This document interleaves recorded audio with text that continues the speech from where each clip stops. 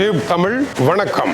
அமெரிக்காவிற்கும் ஈரானுக்கும் இடையே நடைபெற்றுக் கொண்டிருக்கின்ற இந்த போர் பயணிகள் விமானங்களில் பாதிப்பை ஏற்படுத்தலாம் என்கின்ற அச்சத்தை ஐரோப்பிய பயணிகள் விமான சேவை பிரிவாகிய EASA அவசர அறிவிப்பாக வெளியீடு செய்திருக்கின்றது.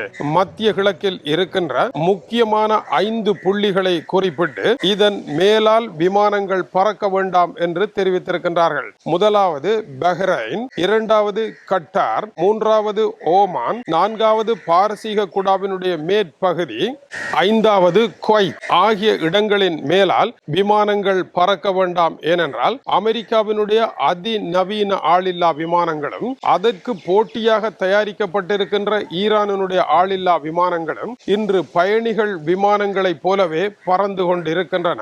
பயணிகள் விமானங்கள் இந்த போரின் ஆபத்தில் இருந்து தப்பி பிழைப்பதற்காக தாங்கள் பறக்கின்ற அளவின் உயரத்தை மேலும் மேலும் எவ்வளவு உச்சமாக கூட்டினாலும் கூட அவ்வளவு உச்சம் வரை இந்த ஆளில்லா விமானங்கள் பறந்து வரக்கூடிய ஆபத்து இருப்பதனால் எந்த நேரம் என்ன ஆபத்து நடக்கும் என்பதை திட்டவட்டமாக கூற முடியாது. எனவே ஒரே ஒரு வழி, உடனடியாக இந்த பகுதிகளுக்கான விமான சேவைகளை நிறுத்த வேண்டும் என்று கூறியிருக்கின்றது. இவை அனைத்துமே ஆசியாவிற்கும் ஐரோப்பாவிற்கும் இடையே முக்கியமான விமான போக்குவரத்துகள் நடைபெறுகின்ற ஆதார மையங்களாக இருக்கின்றன. கடலின் மேலால் பறந்தாலும் இந்த ஆபத்து இருப்பதாகவே கூறப்படுகின்றது. இதனால் விமான கட்டணங்கள் மிக பெரிய அளவில் உயரப் போகின்றன.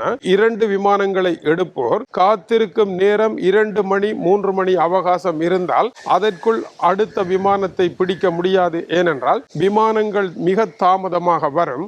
இந்த பிரதேசங்களை கைவிட்டு வெகு தொலைவில் விமானங்களை செலுத்தி சுற்றி வர வேண்டிய சூழ்நிலை ஏற்படும். நேரடியாக தொடுகின்ற மூக்கை தலையை சுற்றி தொட்டது போல தொட வேண்டிய பயணமாக அமையும். ஆகவே விமான கட்டணங்கள் எகிரப் போகின்றன.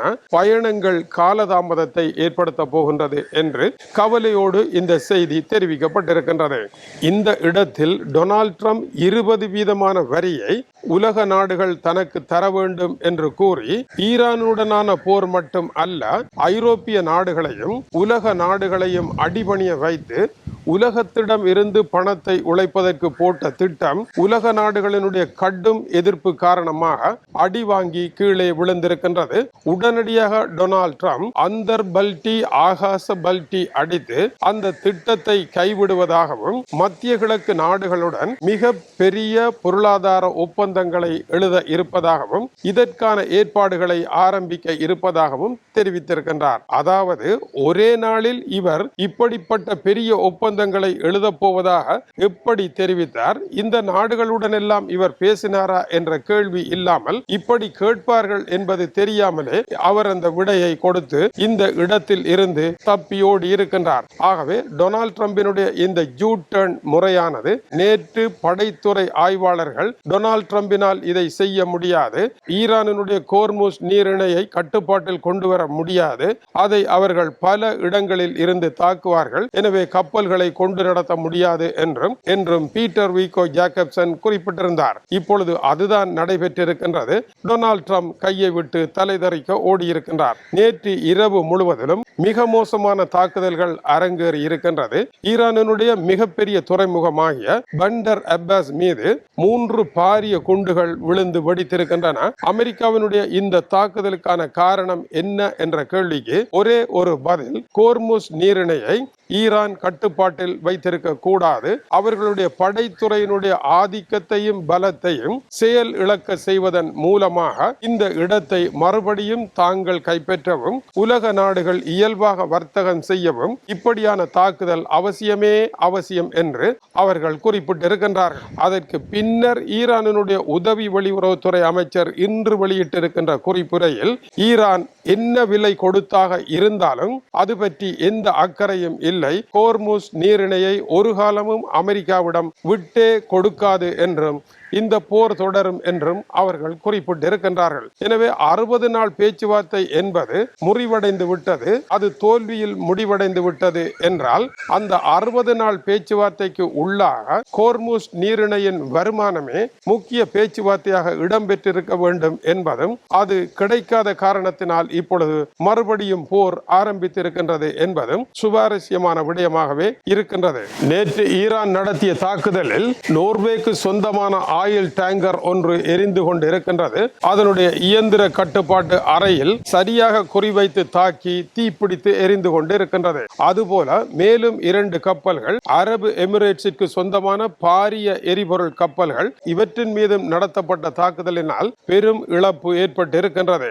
இந்த தாக்குதலில் 8 பேர் படுகாயமடைந்திருக்கின்றார்கள். இதில் 6 பேர் இந்திய நாட்டு மாலுமிகள் ஆவார்கள். 2 பேர் உக்ரைன் நாட்டை சேர்ந்தவர்கள். இதை தொடர்ந்து ஆழ்ந்த கவலை அடைந்த இந்தியா உடனடியாக ஈரானிய தூதுவரை, அதாவது ஈரானினுடைய இந்திய தூதுவர் புது டெல்லியில் இருக்கின்றார், அவரை இந்தியாவினுடைய வெளியுறவுத்துறை அமைச்சகம் உடனடியாக அழைத்து தமது ஆழ்ந்த கவலையையும் பெரும் அதிருப்தியையும் தெரிவித்திருக்கின்றார்கள். ஈரான் இதை நிறுத்த வேண்டும் என்பது இந்தியாவினுடைய கோரிக்கை.